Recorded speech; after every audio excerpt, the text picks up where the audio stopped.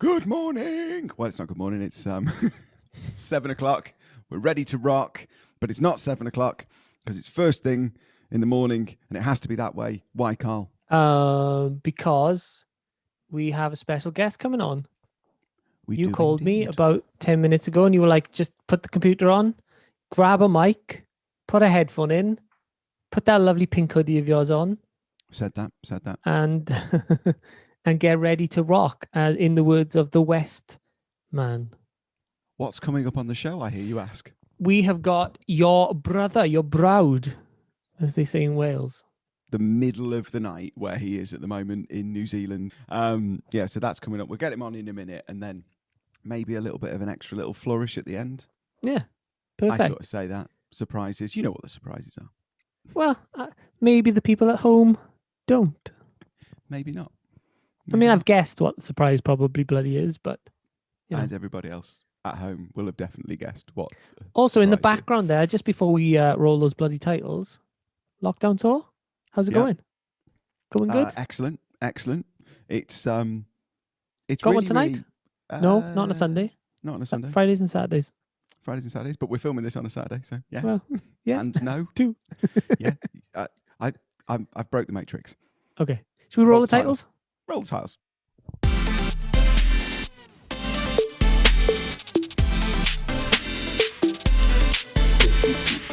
It's Mother's Day today.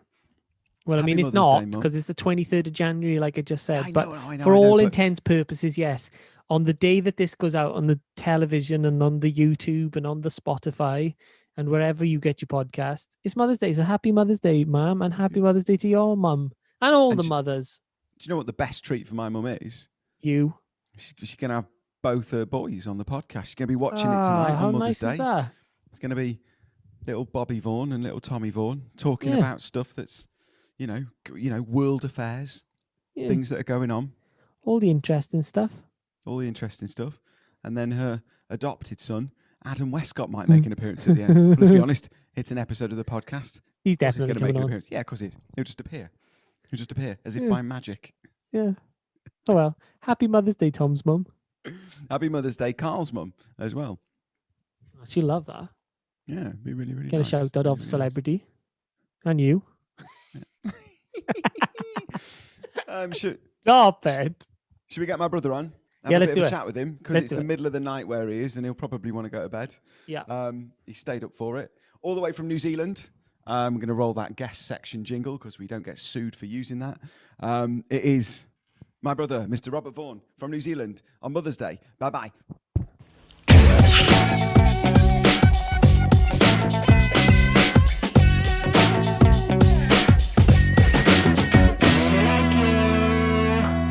So welcome to the Awkward Turkey podcast. It's my brother all the way from New Zealand. It's Mr. Robert Vaughan. Robert, Bob, the Bobs. How are you, mate? Great. You? Very, very good. I'll have to explain to everybody at home and also I'm not filming on my camera. I'll have to explain to everybody at home and also to Carl, who I rudely about half an hour ago went, mate, we're podcasting this morning, and he went, okay, yeah, just be ready for it. It's dropped everything, mate. It's 11. It's 20 past 11 in the morning where we are. Mm-hmm. And what time is it where you are, Bob? It is 20 past 12 at night. So in fact, it's Sunday morning now, kind of. Yeah. But this goes out on a Sunday night. You mean Monday morning because this goes out on a Sunday night. Yeah. Monday, Tuesday. So, Bob, you're in New Zealand, and not to make it all coronavirus or COVID related, but I'm really interested to have you explain it because where we are at the moment, we can't do anything. But where you are in the world, you're completely back to normal and open, aren't you? We are completely back to normal, as you just said. There is none of the Rona here. There's just none around. There's no cases. There's nothing. So you can just go to the pub. Yeah. We can go to the pub. We can go to football. We can go. We can do. I can go jet skiing. I can do anything. Do you go jet skiing? I could go jet Never. ski. I just don't want to. I just don't want to do it. Just No, don't want to go. Ain't got the time. So so how did that happen? Because obviously here we've been in what feels like lockdown for a whole year, and it seems like you did it for a little bit, and now everything's just back to normal. Oh, we have a competent government. Is what's going on here. correct. Yeah, it was just done right. It was done right, and people listened. From the start, People listened. From the start, you guys just From went, the start. nope, not having it.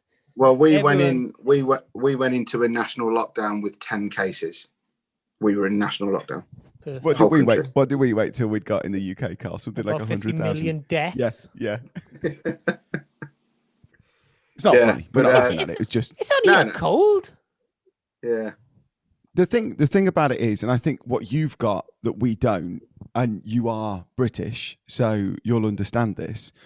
But in Britain or England or Wales, when the government goes, you need to do this, everybody in the country goes, do we? Or most Yeah. people do. Mm. Whereas in New Zealand, it sounds like your prime minister, she's a lady, isn't she? She is. She's a lady. She's early 40s, so she's quite a young leader. Young prime minister. But when she says do something, it sounds like everybody in New Zealand goes, well, this is for the greater good, Yeah. so we better do it. Yeah. Yeah, I think that's our problem. Yeah, Well, over it is here. as well. Sorry, mate. No, Go for it. no, go on. I was just going to say as well, because we're so far away from anything. If we get like 1,000 cases, we're f***ed. We can't get any help. We're so far away from anybody. So the risk is unbelievable. Like where you are now, you've got so many countries around you that can help you. We haven't. We've got nothing here. So if we get into a bit of a state where we can't cope with it, we can't ship people off to France or ship people off to Spain to let a bit of the pressure off, unless we stick them in the ocean. But there's nowhere for them to go. There's nothing. So This will blow your mind, Carl, with him just saying he's cut off there. And this blew my mind. Where Bob is, they don't have Amazon. What? no, Yeah, you can't order something. They just have the Amazon. we don't that's have it. Amazon and we don't have eBay. Whoa. No eBay. Yeah. Where'd you get Wow. your stuff from? Yeah. They have their equivalent eBay, which is called Trade Me. And it's the equivalent of eBay, but it is solely for New Zealand. But what if you want to buy like a water pistol at 3 a.m? That's it. What are you 90% gonna of do? my That would be Amazon it. purchases New Zealand are made is after I've had a couple of rubbish. beers. Yeah. Yeah. You're fine with this country that people either love it or hate it, especially the Brits that come over, because you go from everything open 24 hours a day to everything closes at 6 o'clock. You can't get a meal past 7 o'clock here if you want to go out on a Friday night. You can't go out and get a meal at 7 o'clock. You said as well, Bars Bob, close that at 9. Yeah, at 9. at 9. Yeah. Does that work in the same way then that it does in Scotland? Because when I finished a tour I was doing in Scotland, and it was the last show of the tour, and all the cast went, right, let's go out for a drink. And we Is went that the out one and I they came said, to Motherwell with you and we nearly got stabbed?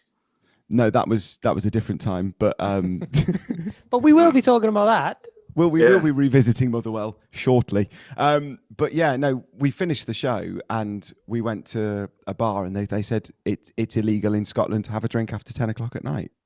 What? They That's stopped a that. raging drink problem there, isn't it? Because there's nothing else to do in Scotland but drink. I mean, I'm sure there are for anybody that's listening in Scotland at the moment.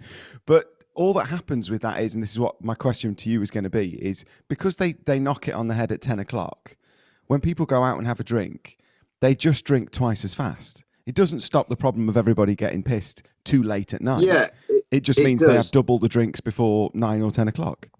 it does. And believe it or not, New Zealand has a massive drink problem, massive alcoholic problem, massive drug problem, and a massive gambling problem.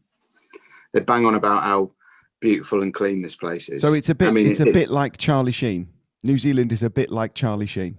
Winning, my friend. Yeah, a little Winning. bit. Yeah. I suppose you could say that. You know. But yeah, it's got. Thank we didn't call this the Big Laughs podcast. I mean, I wanted to call it the Big Laughs podcast. Yeah. I did. Well, and I listen, said to Tom, let's not talk in politics for 3 hours. But I listen. Can we I just won't. We'll go leave back though? Genuinely go back to when you said you had 10 cases and you kind of went right lockdown. Yeah. Over here, genuinely, as mental as this sounds, we had, I don't know, 1,000 cases, 10,000 cases, and everyone went conspiracy theory. Genuine conspiracy theory. No, this is all made up. This is people they want to put chips in us. I heard that the other day. Somebody said to me, "I'm not having the vaccine because I don't want in me because Bill Gates is going to put a microchip in my head." Yeah, I did hear that. Yeah. But to be fair, it's classic British mentality, isn't it? And if I was there and I was one of them people that was not being able to go to the pub, I'd be saying the same thing. Okay. I would. I just see it, and I see it from afar. I see it from, I couldn't be any further, but I see it from afar now, and you realise how stupid they are. A lot of people are over there. But the silly thing is, if you have the vaccine, the sooner you have it, the sooner that they can go back to the pub, or the sooner they can go back to doing normal life resumes. Yeah, but that's conforming, isn't it? That's conforming. They don't want to conform. I did see a great meme that said the people that don't want the vaccine because it's Bill Gates putting a chip in them are the same people that snort cocaine off Uncle John's lap on a Saturday night. Do you know what I mean? Whatever is it, something like that. But it's true. Yeah, they go, "I'm not having it. It's a mess. It's dirty." Yeah, and then the meme is that they'll go and do cocaine off the back of a filthy toilet in Basingstoke. Yeah, right. There's a couple of things that used to make me laugh because my brother obviously does a completely different job to me. I'm talking on his behalf. What do you do, Bob? I run a tyre shop. Oh wow, okay. Yeah. Which was massively beneficial for me when he lived in this country and I did 100,000 miles a year. Not so helpful much now anymore. he's in New Zealand. No. Mate, you haven't done 100,000 miles for a year. No, I haven't. I think, Joe, how many miles I've Joke's done this on year? you, Bob. Joke's on you. That's it. I've done I reckon I've done about 4,000 in the last 12 months, something like Tom's that. the only guy I know in the last 12 months as a musician has bought a new car. I know. He said to me, I've got to get rid of the Mercedes. So he got rid of the Mercedes. Well, I'm going to buy, this is in the midst of a national lockdown on the way, I think. I don't think it was quite there yet, was it, Tom? We were still in full pandemic, yeah. It was going to happen. And he said, I'm going to buy a car. And I said to Tom, I says, get a Renault Clio, get a Ford Fiesta. All right, yeah, okay, I will. Next day, I bought a car, Bob. What you bought? I bought a 2-seater convertible Mercedes. Brilliant. Yeah. Good one. I drove that roof goes wrong. The roof goes wrong. That's going to cost you more than the car's worth. There we go. This is the type of bants you can expect between brothers. The brilliance of it is, you said that to me, and I went, no, it'll be fine. We're not gigging for a year. And then we had that brief period over summer in this country where we were allowed to do stuff. You did 3 gigs.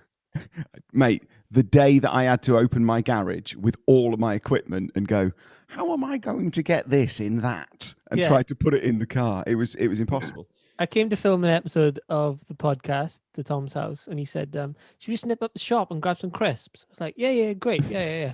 Tried like getting his car like this. Hang on. Let me just... Bob, that's reminded me of a story. Do you remember that time that we went to go and buy my very, very first car? Well, there's a bit of a story there, because I listened to one of your previous podcasts where there was a bit of a change in the first car.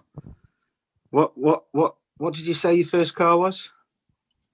For the purposes of the podcast, I said it was a Porsche, because the car I had before that, I had for like 4 months. You had a Saab before that? Yeah. And what did you have before the Saab? A Rover 45. It's all coming out now, ladies and gentlemen. It's all coming out now. This is much better, because I ripped him for about 5 episodes on the fact, and he kept saying, I'm not putting this in. I'm not putting this in. Because I was like, no one's first car is a Porsche. It wasn't. It was a Rover 45. Fucking leave this in. Leave this in. Yes, fine, Bob, I'll leave you it can in. come on every week. Yeah, it was a Rover 45, and I arranged. There was a guy that I used to do some work for that had his own little car dealership, and this is before Tom was even driving. So I had to drive Tom to this little place in Sutton Coldfield in Birmingham to buy his Rover 45, and then I had to drive him back in it because he couldn't drive. Do you remember when we went for the test drive of it, and you openly bollocked me because I wanted to eat a bag of crisps? Yeah. Yeah. You can't eat a bag of crisps in a car you haven't bought. And I think that was why I bought it. You know, like there's like there is some sort of like etiquette when it comes to like, especially the motor trade. It's a real odd little business to work in. Like, you know, you put me on a stage, I wouldn't have a clue what to do. Not a clue who to talk to, where to start. You put Tom in a car dealership, and it's like putting a deer in the headlights. He looks like a lost little boy, just waving his money around. He gives it off, please. Like he walked in like, all right, guys, yeah, just give me the most expensive car. The irony of it is, I've got no idea. Like with anything else, if I'm buying a piece of equipment for the studio or for music, I know what it's worth. I know where I can get it cheap, and I will haggle. When I go into a car dealership, if I just go, oh, it's sparkly, it's up for, would you like £500 more? I'm useless at that type of thing. I don't know what to look for. I'm a proper tire kicker. Yeah. Double kick Proper. the tire. Double kick the tire and go, yeah, looks solid to me. But I had that Rover, and I had it for such a short period of time, and I went back love to that him. car, Tom. You love that car. I gave it a name. Which was? Rovey. Oh. I genuinely did. I called it Rovey, and it had a little hula girl that used to dance on the dashboard of it. It was wonderful, but it was awful. That car was. Yeah. It was terrible, Tom. It wasn't great. I've never known anyone in my lifetime own a Rover, let alone like actually go out and spend money on one. Well, that happened. Yeah. Bob is brilliant. But Bob, the point of bringing up Bob working in the motor trade being a completely different job to what we do is some of the stuff, because I would come home from work and he would go, how was your day? He wouldn't, but just for the purpose of this conversation, I'm going to tell you. Go, how was your gig? Oh, yeah, it was all right. You know, a few people, you know, it was a bit tough. Couldn't get the crowd over. And then I'd come back and go to Bob, how was your day? And he'd be like covered in oil and grease, and you know what I mean? I fixed some cars with me mates, ratchet neck. And I'm like, what? He's like, yeah, because his mates at work all had, well, a couple of them had really unique nicknames, and there was a guy who he worked with called was it Banana Boy? Banana Boy, yeah. And I said to him, I was like, Bob, why is he called Banana Boy? And Bob went, because he bought a banana to work once. His first day. Yeah. That's it. It just stuck forever. Classic. Ratchet neck. 8 Ratchet years neck is a Banana bit. Boy. Ratchet neck's a bit more specific because it's visual. But apparently, whenever you used to call him, what did his neck do? It used to have like a ratchet neck. It used to go, yeah. So he used to go Steve, and he used to go, yeah. And it stuck. Ratchet neck for years. And Ratchet neck pointed out duck arse to us. And we were like, duck arse? Who's duck arse? And he went, just you wait. So we're all working away. And we had these big glass like bay windows. And then Steve, aka Ratchet neck, shouts out, hey, duck arse. And we all look out into the street, which is like a main road outside. And there's this kid walking past, and he is literally walking like a duck. So there's like 8 of us, right, all running to the windows like monkeys at the zoo. All you can hear is spanners hitting the floor because everyone's running over to the window, banging on the windows like apes, shouting duck arse at this guy. And that stuck for nigh on 10 years. That was every time this guy walked past. You used to say to me, you could just hear the sound of spanners hitting the floor as these grown men ran to the window to scream, shouting duck arse. But duck arse actually called the police a couple of times because we didn't know him. He just walked like a duck, but he walked past every day. That's enough. You get offended when everyone started chucking in bread at lunch. Yeah, well, that's it. But yeah, he actually called the police. Tell everyone at home one of the best and worst gigs you've seen Tom at. Well, I was with Tom in the early days when he was doing the weddings and the social clubs and stuff like that. I remember the one, I think we were in, I don't know, somewhere like Bloxwich or something like that, wasn't it, Tom? Right in the I can't really say what I think about that place, can I? Is this the Scran one? No, this was taking the Bass Line for a walk. Okay, go on, carry on. Taking the what? Oh, we'll get there. Well, you know, these social clubs, they have these huge stages, don't they? These huge like halls with like all the gear on there. Yeah. The old 80s ones were kitted out because they had entertainment 6 nights a week. Yeah. They were huge stages. So me and Tom... Nobody went, but they were huge stages. 8 people there. But me and Tom, I was playing guitar with Tom at this point. I used to go out with Tom for a couple of years and just sort of accompany him with some guitar. And we got to this club, this awful club. I mean, it was horrendous. And we got in there and the guy came over and said, "What's your name again?" And he went, it's Tom Vaughan. And he went, "Great." He says, "What do I introduce you as?" And he went, "Just introduce me as Tom Vaughan." And he's like, "Right, okay." So, you know, all 8 people crammed into this 12,000 seater room that we were in. And the guy came out in this cheap linen suit with a sparkly tie on and gave this speech about, you know, what it's like to have a Hollyoaks star in his midst. And he went, "Ladies and gentlemen." And as he said, "Ladies and gentlemen," he'd forgotten Tom's name. So he's looking at Tom with his arm out like this, going, "Ladies and gentlemen." And he looked at Tom and he went, "The Voice?" And he went, "Yeah." Tom went, "That'll do." Then the Voice went, "Ladies and gentlemen, The Voice." And on walked Tom, didn't he? The best, I don't know if that was that gig. If that was that gig. It was terrible. And there was, I remember it was a 1,200 seater room and they'd sold 35 tickets. Yeah, it was terrible. It was killer. And but there was, I don't know if it was that one or the other one. Do you remember the guy who was the chair of the committee, and he called himself the chair, and he was in a great big electronic wheelchair, and he used to sit behind this, kind of like Phoenix Nights. Yeah. And I remember doing it, might have been that club or one that was nearby, and I remember doing it, and I'd finished with Frank Sinatra, "My Way." My grandma was in, it was my granddad's favourite song, so I'm singing it, you know what I mean, really emotional. And out of nowhere I get to the second verse and I hear someone else is singing, and he's gone and plugged a mic into their that's system, classic, that is, and he's wheeled himself onto the stage, and it's now a duet. He's joining him. Me in the chair. Amazing. The Voice in the Chair. The Voice in the Chair. It was The Voice and the Chair. And then they made a TV show. Well, wasn't he? Yeah. There we go. That's it. That's literally. We'll get Adam Westcott to write a script about that. The Voice in the Chair. Perfect. Yeah.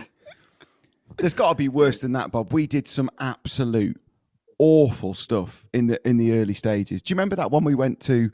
It was. But we used to get so drunk to the point where we didn't remember it. Yeah.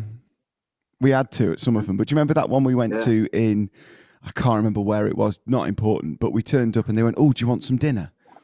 And they did us all a plate of lasagna, and there was a couple of, obviously me and Bob were drinking, so we had a guy driving us at the time, Steve, and we had another couple of people there with us as well, and they brought us out this lasagna. They fed me, Bob, and the 2 people we were with. And then at the end of the night, because me and Bob were splitting 130 quid between us, and at the end of the night... I think I was only getting 40 quid out of that, Tom. Possibly, yeah. That. And I was on a sweet 90. But at the end of the night, the guy came up and he went, "Here's your money."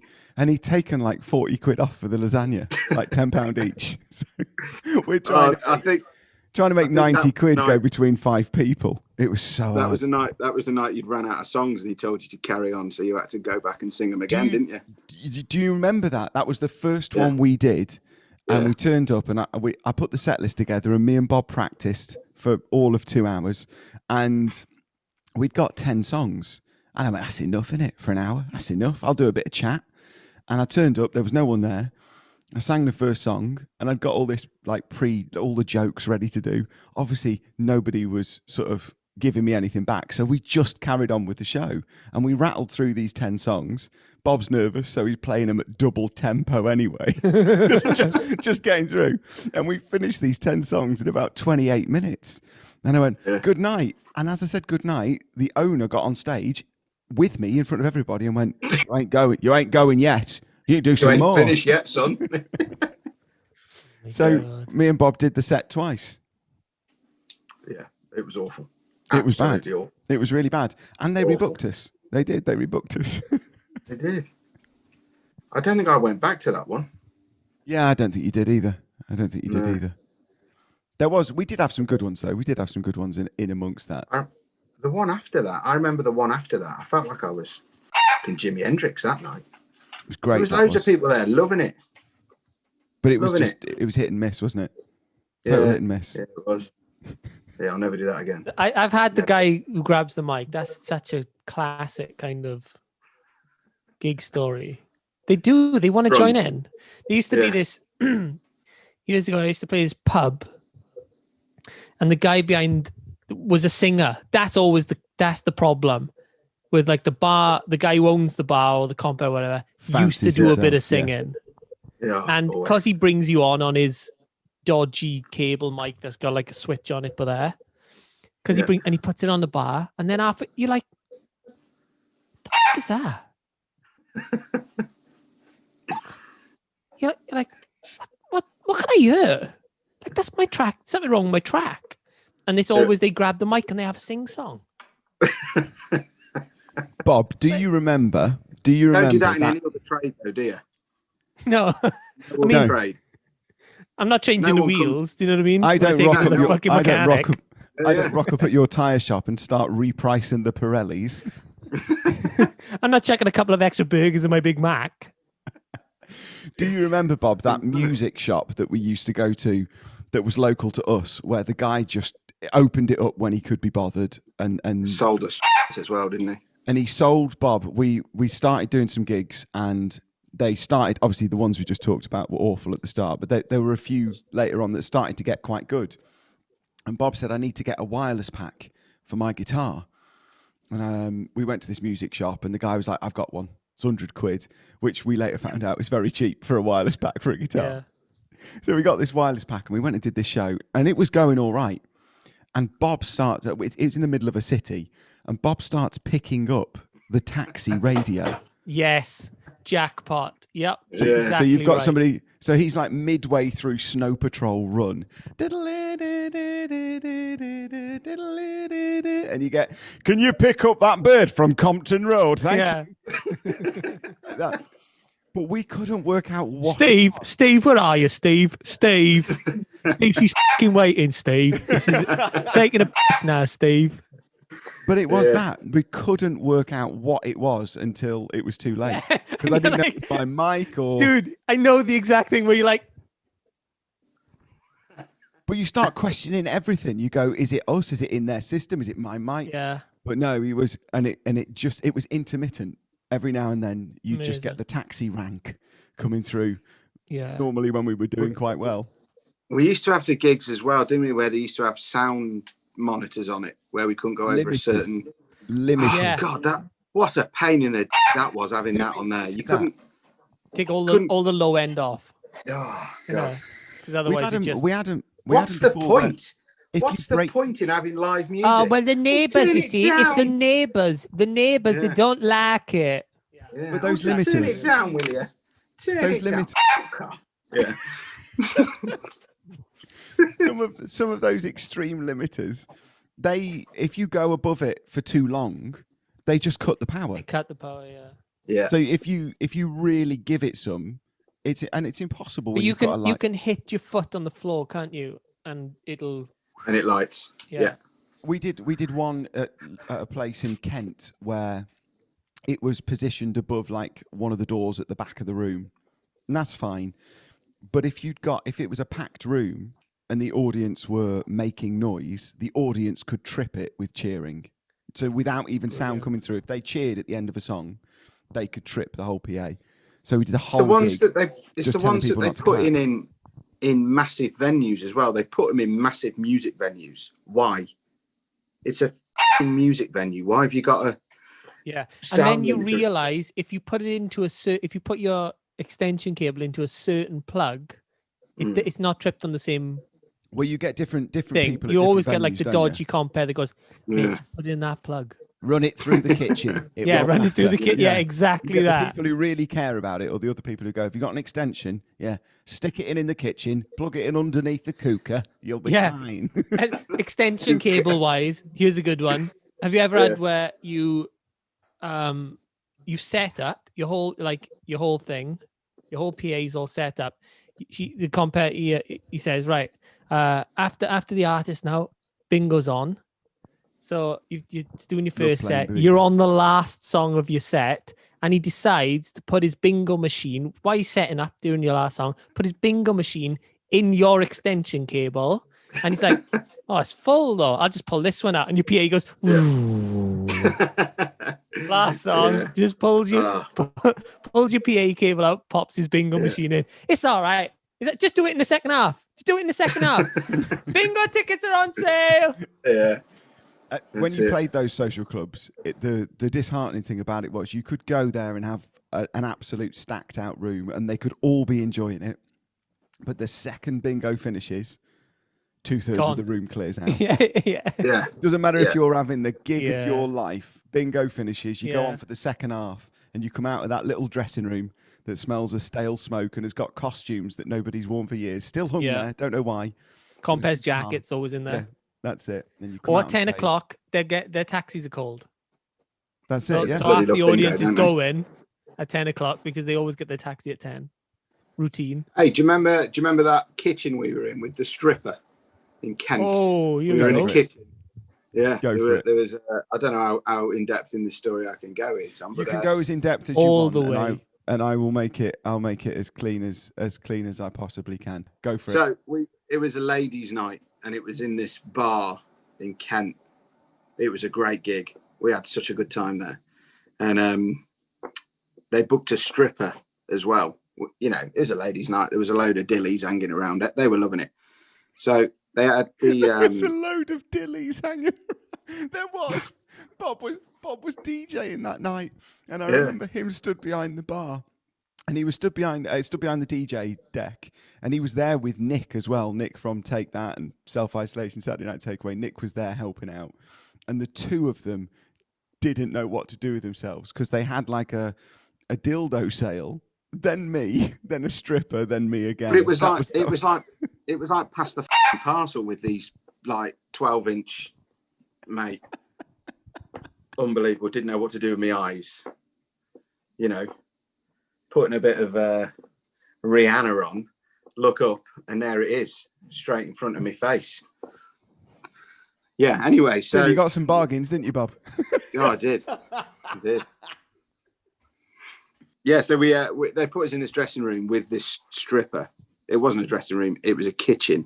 It was the so kitchen. We were in the kitchen with this stripper, and this stripper obviously wanted to make things look a little bit larger than they were.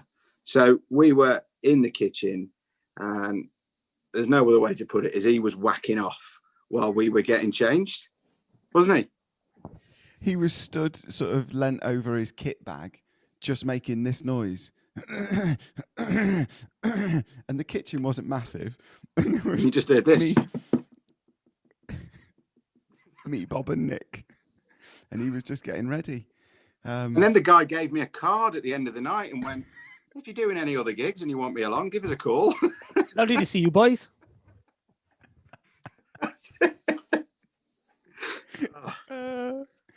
Couldn't believe that night. Couldn't believe that night at all. Couldn't believe it. Great night, though. Great venue. Had a great time.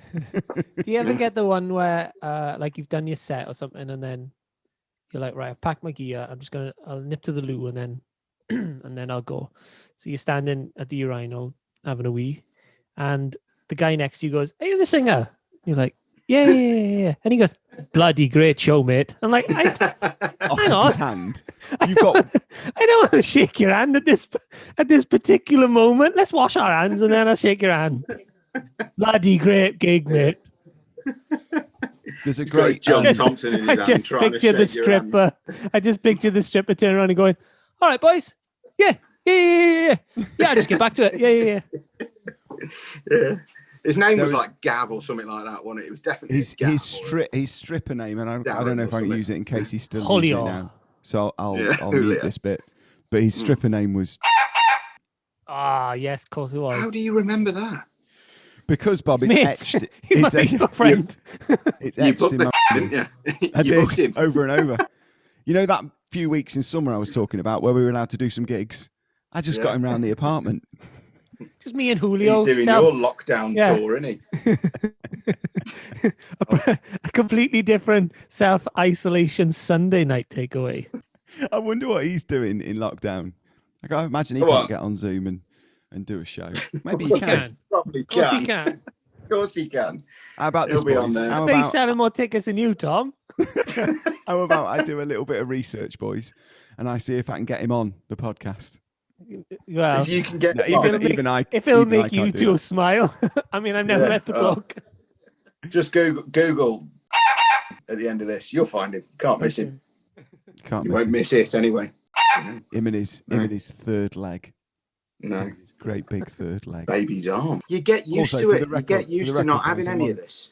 I'm on alcohol free because it is still morning here, but I just wanted to Pussy. make it look like we were having a beer. Come here. A full blown alcascrolic. What was the guy who could identify a helicopter from indoors from 200 miles away just by the sound of it? Okay, so that was when I used to work for BMW. And yeah, can I say his name? He ain't going to listen. He's probably dead. He was old when I was with him. Okay, Brilliant. yeah, go for it. Yeah. Dave. His name was Dave. But there's lots of Dave. Could be any Dave. I thought it was going to be something a bit more extravagant than that. I know. Can I say his Lanolin. name? I shouldn't say his name. I'm going to say his name. Dave. It was It could Dave. be anybody. Yeah. It genuinely was Dave. So this Dave used to tell me that before he started fixing cars, he worked for NATO, right? And I was like, I don't believe you work for NATO, Dave. Not sure you worked for NATO. You can't even write your name, let alone, be a peacekeeper. I was a peacekeeper for 20 years. Dave told me that he used to go to Bosnia and Chechnya and all that sort of stuff. And anyway, so he used to tell me all these stories. And then, I don't know, maybe 2 or 3 days after I'd first heard that he was a NATO peacekeeper, where I used to work in the Midlands, we weren't too far away from an RAF base. So there was always planes and helicopters going over. Before this, he'd never mentioned any of it. But as soon as he told me he worked for NATO, every time a helicopter flew over, again, spanners used to hit the floor. Dave used to run out to the door and then tell me exactly what model helicopter it was that was flying overhead. So he'd be working away. And at this point, I was still learning how to do it. So I was, underneath a car with Dave. And you'd hear the in the background. And you go, "Here, Rob." And I go, "Yeah." And you go, "That's a f***ing Chinook, mate. I'm telling you, that's a Chinook. That's a Chinook. I used to fix them things. I thought you were a NATO peacekeeper." "Yeah, whatever. I used to do everything." So, yeah, I used to fix the things. I used to keep the peace. I used to fly the things. I did everything. It's a Chinook, that is. It's so great because you'd never have any way of telling if it was. Well, no, of course it's not. It used to fly over, and it was a bloody, Thomas Cook plane flying over, and he told me it was a Chinook. But Bob, you've said you've listened to the podcast. You listen to it on your way to work, don't you? Yeah. So you're So I don't watch familiar it. with. You don't watch it. You just listen to it. No. Yeah. Okay. Well, that's fine. That's okay. It's audio. That's what it's intended to be. Mm. Do you have like a favourite bit of the podcast or? No, No. not No? really. No. Favourite No. guest we've had on? Pass the time. We've only ever had one guest on, and it's that Adam bloke, isn't it? Adam Where Westcott. this is going. Yeah. Here he is. And as if by I've magic. gone so red because I knew where it was going. Yo, there he is. Adam Westcott joins us. Happy birthday for yesterday, which was really a month ago, Ad. Thank you very much. Thank you. Thank you for your lovely messages and videos. I sent you a lovely video, didn't I, of a bag of dog that my dog had done and went, happy birthday. Oh, yes. Adam Adam, Westcott. meet Bob. Bob, meet Adam. Nice to meet you. Hello, Adam. Nice to meet you too. Bob said that you're his favourite part of this podcast, Adam, Oh, thank you. which slightly upset me. I'm not going to lie. I did send it. I sent out a text this morning and said, my brother's on the podcast. We're having to shoot it in the morning rather than in the afternoon. And I said, I am aware that my brother watches the show or listens to the show. And I thought, what a great way to round off a really current affairs political episode of the show where we've talked lots than with an impromptu Adam Westcott quickfire quiz. Oh, for real. Yeah. He's only bloody gone and got a quiz, isn't he? Oh. Well, if it's on Yeah. The Office, I'm in. Yeah. But I can almost guarantee the first 4 questions will be. Well, if you like 4 questions of The Office, then have another 6 because there's 10 right here. So Great. All right, Ad, let's round off this episode with a special quickfire Adam Westcott quiz. Can you say those words that make me very excited and everyone on the internet want to make a T-shirt and have it printed on? let's quiz. Carl, what's your buzzer? Bob, what's your buzzer? Bob. I want to change mine. So yours is Bob's No, I want to change it now. is 2. Bob. No, you can't because it's already gone. He's already got that buzzer. All right. Mine's going to be, it's a Chinook. Topical. I'll change Definitely a mine as well then. shit. Change the bloody tyre. That'll be mine. Okay. Okay, you ready to rock and roll? Oh, yeah. Looks like Adam's getting a new T-shirt. You ready to rock and roll? Okay, let's quiz. Let's do this. Right, number 1. Who does Brent buy his ties from? Oh, it's a Chinook. Go on. Nobby Burton. Is absolutely true. 1 point. What is the Wernham Hog magazine called that David Brent features on the front cover of? Change the bloody tyre. Go on. Inside paper. Inside paper. Inside the waste paper bin. basket now. Exactly. Number 3. Who is Eric Hitchmo? Change the bloody tyre. A bloody good rep. No, that's Chris Finch. No. Ah, damn it! Finchy. It's a Chinook. I think he is does he lead the Coventry Conference? Yeah, he does, yeah. Ah, Yeah. damn it. Number 4. Come on, Bob. What is Eric Hitchmo's catchphrase? Bob.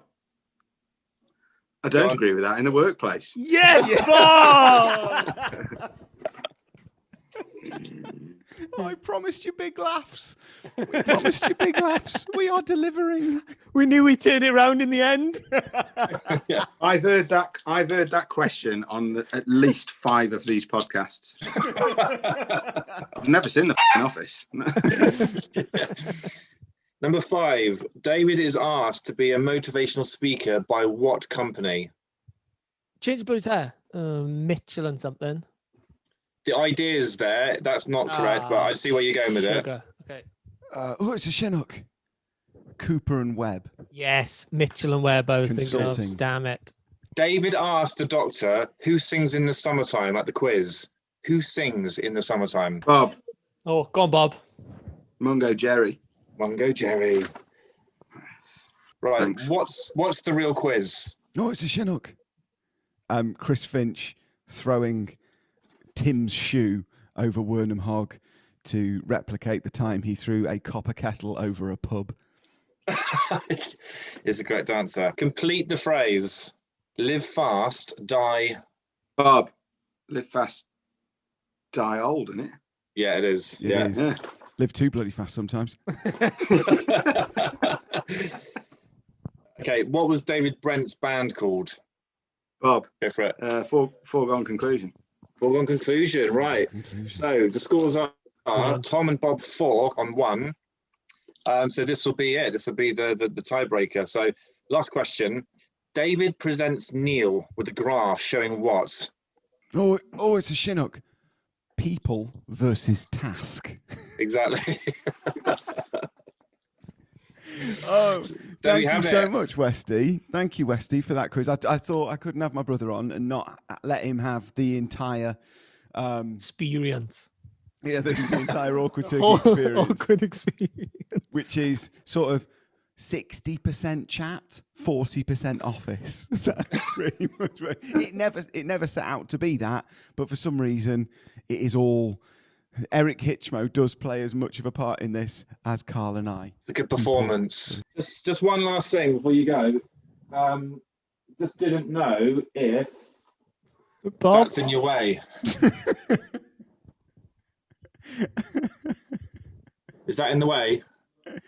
It's just me and a mate performed at the Albert Hall a couple of years ago in front of 5,250 people. thanks, Ad. Been meaning to throw this away for the last 6 months. That paper's been in more episodes of this bloody podcast than me. Yeah, it has. Westcott, thank you so much for joining us on the Awkward Turkey podcast. What about that? Is that in your way as well? What's that, Ad? What's that? That is a Innovation to Music Award 2006 winner, Westcott and Rodaway. So put that in the bin with the paper as well. Ad? What's this? It's in your way. Is What is that your Spotify? It is, yeah. That looks ace. What is it? It's Boys, I don't know. Is this in the way? It's just some shows I did over. it's a disc for 2 million streams. Ah. I don't feel like we can end the episode on that. How about this? Are you having a laugh? There it is. Guys, thank you so much for being part of the show today. Bob for staying up late. Adam for responding to a text I sent you 25 minutes ago. 25 past 1 in the morning with Bob, Ad. It is 25 past 1 in the God, morning. yeah. Carl, do you want to say goodbye to the guests? Goodbye to the guests. Thank you, Bob. Thank you, Adam. It's lovely to see you, Ad, again. I feel like I saw you yesterday, but nice to see you again. And Bob, lovely to meet you. Really nice to meet you. 'Cause Tom mate. always Nice to meet you. talks about you. He always talks about you. So He should do. My life does. is more interesting. yeah. and that's exactly what he says, in all fairness. Yeah. So stay f***ing well. I will. Please. I'm very well. Good. Very well. Boys, till next time.